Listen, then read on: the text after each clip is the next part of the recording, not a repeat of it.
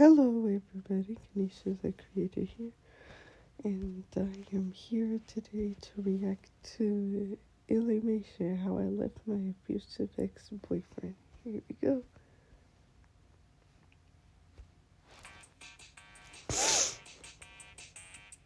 Alright, who's back for the chaos? I'm back for the chaos! I said, who's back for the chaos? I'm back for the chaos! In case you missed the first part of this 3-part video series about my abusive ex-boyfriend, here's what you need to know. When I was 13, I was coerced into an abusive relationship by a grown man who threatened to harm himself or me if I didn't send him at least 30 snapshots of my underage body every day, no matter what. Whew.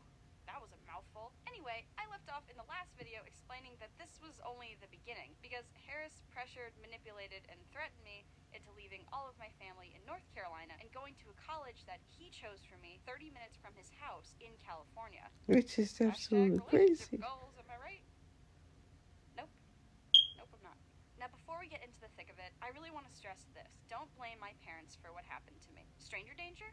Got it. No squares? Don't touch them. They taught me to stand up to people like Harris. They even tried breaking us up at one point because they were suspicious that this very thing was happening. And that's a whole nother story I'll have to get into later. Just please understand, they did everything they could to protect me. But mom and dad can't always stop bad people from doing bad things. So if you're Well, I'm glad that they at least tried to protect the you. guy who abused me, I don't know. It was a long shot. I just thought I'd throw it out there. If you remember from last time, Harris told me to never tell my parents about our friendship. But as our relationship grew worse and worse, my gut was like, girl, this is whack. And y'all, when something doesn't feel right, listen to your gut. So in an attempt to leave, I came clean to my parents about talking to Harris. But I was too afraid to talk about the abuse. I felt like I deserved it for not listening to them earlier, you know? So when I came clean, I was you expecting... never do. No, I was hoping, praying they'd take my phone away, throw my computer in a dumpster, and burn the Wi-Fi. Since Harris wasn't letting me go, I saw my parents as the only way out. Again, they tried breaking us up in the past, years prior. I didn't care what kind of trouble I would be in now, as long as they got him out of my life. And my parents said, look, you're 17. You'll be 18 in September. You're going off to college soon. You're becoming an adult. If you trust this guy now, so can we. And hearing that, knowing the gross things he was doing to me, and knowing if I spoke out about it that he'd kill himself or me, I felt like I was telling my parents the biggest lie to their face. But I didn't know what else to do, because Harris was saying stuff like this. I don't blame you for being nervous and everything, but this was not your fault. Never was your fault. A little later, I was accepted to a college Harris chose for me. Tuition started at $30,000 a year, but he said, money doesn't matter, love does. How nice! I'm being sarcastic. So in February, my mom and I flew out to California to visit the school and meet Harris and his family for the first time. On the car ride to his house, I was holding the flowers we got for his family. I remember feeling so torn about it all. Is this what love is? He told me that this is love. This is what boyfriends and girlfriends do for each other. This was my first real boyfriend, too. And he was so much older than me. So I guess he knew best. He also treated me horribly, called me fat, and demanded pictures even though I cried every time. Why am I at his house? Why am I here with my mom? Why are we meeting him and his parents? Why am I not saying anything? Why am I not screaming? Why am I not listening? And the first thought that came to mind when I saw Harris in person for the first time was this. Oh, I can kick your butt. Seriously, the first thought that came to mind when I finally met this guy who's abusive and supposed to be my boyfriend was, oh, I am confident I could kick your butt right here, right now. This kid was fitter than a string bean, but the trucker had a BMI of 2, maybe. And look, I talk a lot of shit for someone who can barely hold a gallon of milk. But when you come into my life and make me feel body conscious, you better be buffing the Mr. Clean with that attitude. Up until now, I was afraid of Harris. But after seeing the weak little chicken leg he really was in person, I felt powerful. I felt confident. I felt reassured that I could handle his abuse. That if he did try to hit me, abuse me, or even kill me, I could defend myself. I felt at ease in our relationship. Seriously, that's how messed up your reasoning gets in these kinds of relationships. And this is called rationalizing. Rationalizing is an attempt to explain or justify one's own or another's behavior or attitude with logical, plausible reasons, even if these reasons aren't true or appropriate. On top of that, I remember thinking too, if I call the police, I don't have any bruises. They won't be able to get him out of my life for good if there's no physical evidence of his abuse. Sticks and stones will break your bones, but words can't hurt you, right? I need to wait till he snaps. Then I'm a victim of abuse. Otherwise, I'm just crazy and overreacting like Harris says I am. Then we went on our first date. We went to a pretty outdoor mall, and the plan was to get dinner, see a movie, and for me to be back at the hotel by 12. But that didn't happen. When we entered the theater, Harris noticed that we were the only ones there. He then pressured me into doing things with him. I firmly said no, but while we were watching the movie, he grabbed me and touched me, and I freaked out. I told him not to do that, and again I said, I don't want to do anything in the movie theater. After a little while of just sitting and watching the movie, he said, you know what, this is boring, let's go, and he walked out. And since I was from the middle of nowhere and didn't know Uber was a thing, also I've literally never been to California and have no idea where I am, he was my only way home. So I followed him out. By this time, the rest of the mall was closed and everything was dark. There was no one around. Just Well, I'm glad. Well, I'm glad you did stand your ground.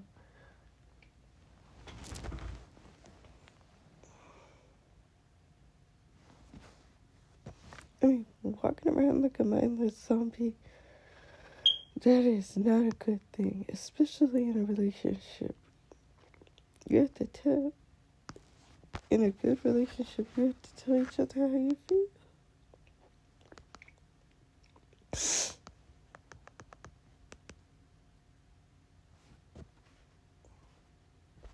me and him. And as we walked through this deserted mall, he leaned over and said, I've had a all night for you. I told him I needed to be back at 12, so we should probably get going. What? We finally meet in person, we go on our first date, and we don't even make out? That's not fair. Okay, we can make out in the car then, but after that, I need you to take me back. And by the way, you don't owe I anyone understand. anything. Boy or I girl, mean, young or old, seriously, especially that when they is the treat you like this. stupidest thing. Consent Like, is we everything. meet all Consent this is time, permission we for even something to get to happen make or out. for It's you like, to do something. And if you have to she convince, doesn't manipulate, owe or you beg someone to a do something, pink thing. that's not consent. There's a really good video that uses T to explain consent. I'll leave a link to that in the description. So we get in his car and we make out for a little bit. And on top of being a predator, an abuser, and an all-around piece of garbage, he was also a horrible kisser. That's the T, sis. I kept an eye on the time. Well, I'm glad you shared Should that. really go now. Nah, your mom's probably asleep. It'll be fine. Which was true. She wasn't calling me or texting me or asking where I was. But still, you don't want to worry her. See us making out and we'll get in trouble, so I should really go back to the hotel. I have an idea. How about we go into a parking garage and do some stuff there? No, I'd really rather just go back to the hotel. I'll bring you back after. You worry too much. No, I don't want my mom to get mad at me. I really would just rather. See, that's the problem is people like him think that they can, To a parking garage. they can make I don't like that their section of the mall girlfriends anymore. do anything. By the time he dropped me off, my mom was awake. She told me how worried she was, how I should have at least texted her, should have called her, should have said something, done something, let her know what was going on. And I agreed. As I took my shoes off, I just felt so weird. I wanted to scream, to cry, to tell my mom what just happened to me with that man right there in the doorway, but I was so shocked. I couldn't say anything. I was so mad at myself. What happened to thinking I was stronger than him? That I could and would defend myself? Why didn't I That's fight the back? problem. Why did I freeze up? Why did I just Your sit there body and cry and your let it mind happen to me? sometimes No can one's be gonna believe me now. could I be didn't put up feeling a two fight. I don't have separate any things. bruises. And even though I said no a million times, maybe I should have said it louder. Maybe it's my fault.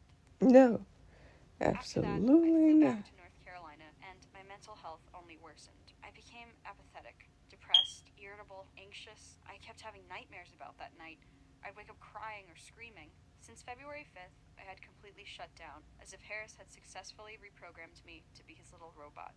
When he texted me, I texted back immediately. When he wanted me to be awake, I stayed awake. And when he demanded pictures, I sent them. 6 months later, mid-August, I flew back to California, this time to stay. My whole family went with me for orientation week and move-in. Which During is this time, definitely Harris demanded to unfortunate be there every second of the day. that Of course, because I of him, couldn't, and that's I the couldn't only change reason that she Finally, moved one to day, I found the courage California. to put my foot down and say, I need a break. I need you to leave me alone. We can hang out after orientation ends on Thursday. And as you can imagine, Yes, Harris stand your didn't like me having ground. this much control. He blew up my phone with his usual threats before giving me the silent treatment. Monday night, my school hosted a barbecue at the beach, and I actually had a great time. I met Well, a ton I'm of people glad. who would later become some Because of my you best need a friends. But break when I from got all back to this my dorm, drama and Harris called me. stuff. Where You are can you? And at my have dorm, a good why aren't you time. answering me?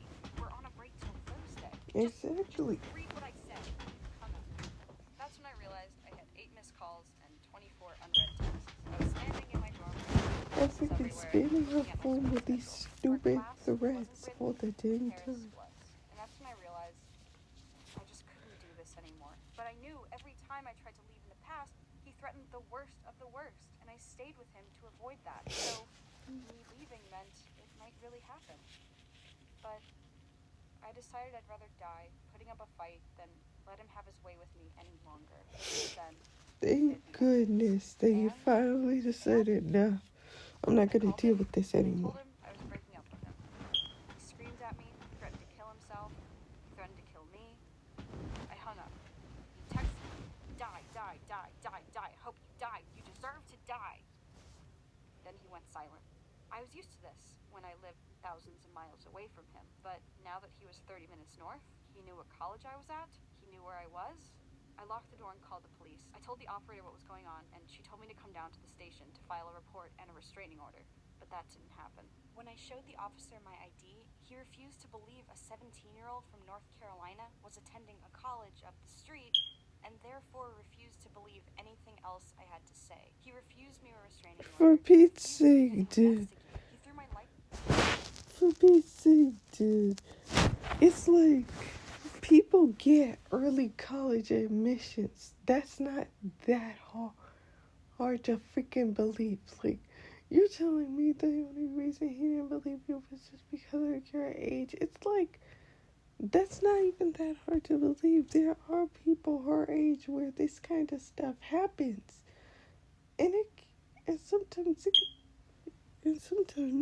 it can be so terrible. I mean, so, sometimes the family gets involved, and sometimes that ends up going very south. And I know she tried to tell her parents. I'm not saying this is her fault because she didn't tell her parents. No. I'm just saying sometimes it doesn't always go peachy and rainbow. It doesn't always go sunshine and rainbows and all that stuff.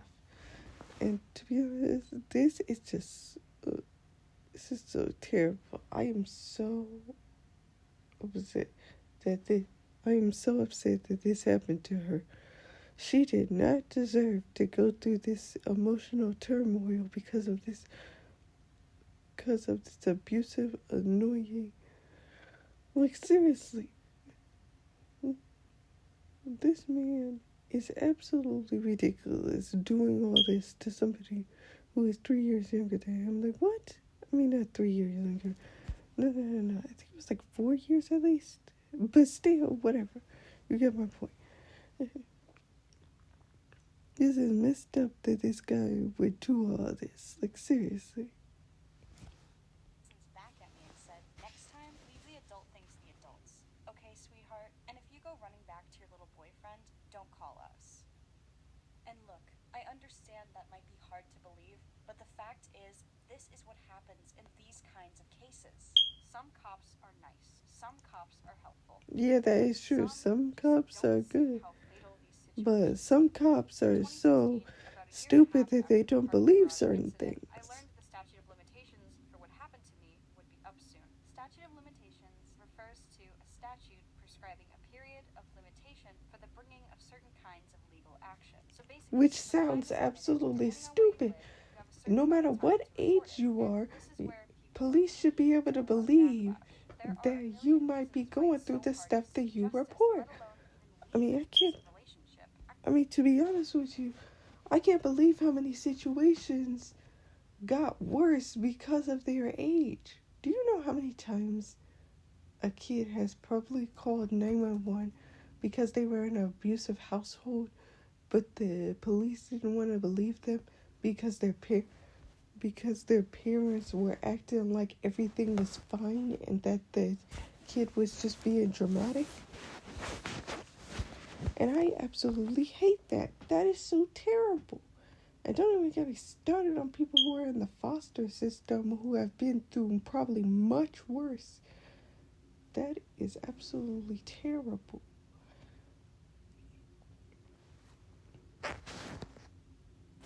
It's like, seriously, because of a certain age you are, police just will not believe you. They'll just want to talk to the parents, and if the parents say differently, then they just will never believe the kid.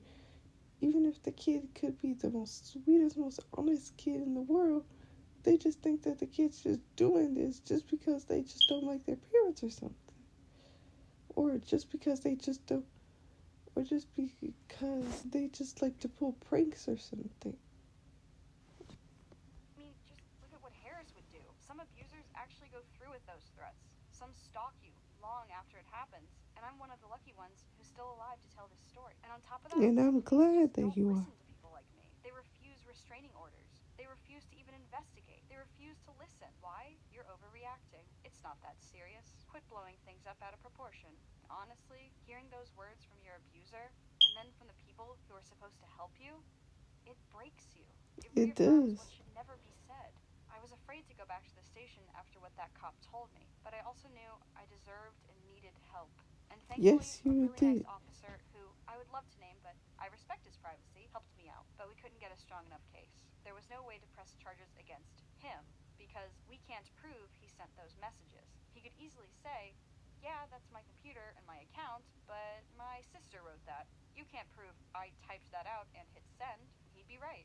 The only way to fight this is through getting his confession, which we tried, but of course he refused and blocked my number. That's why charges were never filed. That's why I didn't get justice. That's why he is still out there. I That's am why so I avoid sorry. going certain places where I know he might be. That's why I keep tabs on his social media, because he started going places near my school and apartment. That's why it's hard for me to fall in love again. It's hard for me to trust people. It's hard for me to understand what relationships even are, or I'm what their so purpose sorry. is. But thankfully, I'm with much better people now. A month after leaving Harris, I dated a guy named Calvin. He was super sweet. He never treated me anything like Harris did. He respected my boundaries, and he liked me just for me, baggage and all. We later broke up because we were better off as friends, and we still are.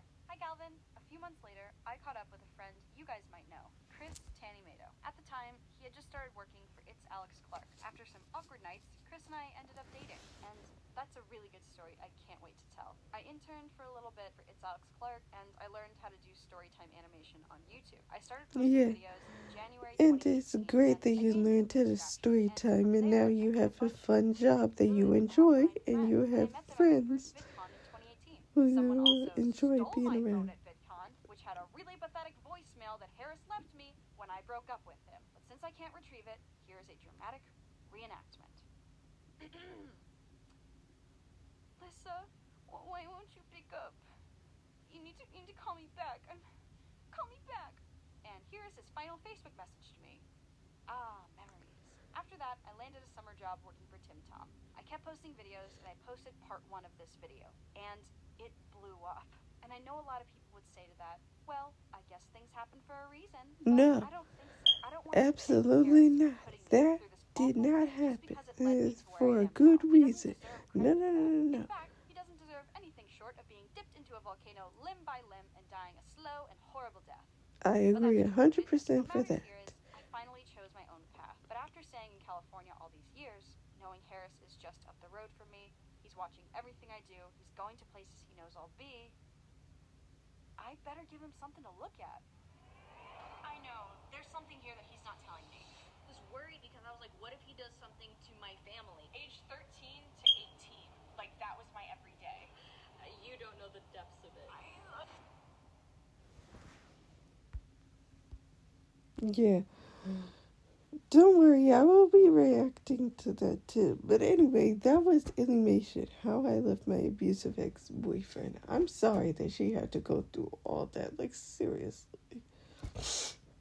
But at least she was able to escape the relationship. You know, some people aren't that lucky, but I'm glad that she was one of the lucky ones that was able to escape. Nobody deserves to go through all that. Trust me, if you're in a relationship where you just don't feel happy, break up. Or at least try and figure out a good solution or something. Because seriously, you shouldn't be in a relationship where you feel scared and you feel like you can't stand up. And you feel like every time you do something even remotely for yourself, you feel selfish for it. Or you feel like it's all your fault that bad things are happening to you. Nobody should ever feel like that. Anyway, have a good day. Don't forget to like, comment, and subscribe. Bye.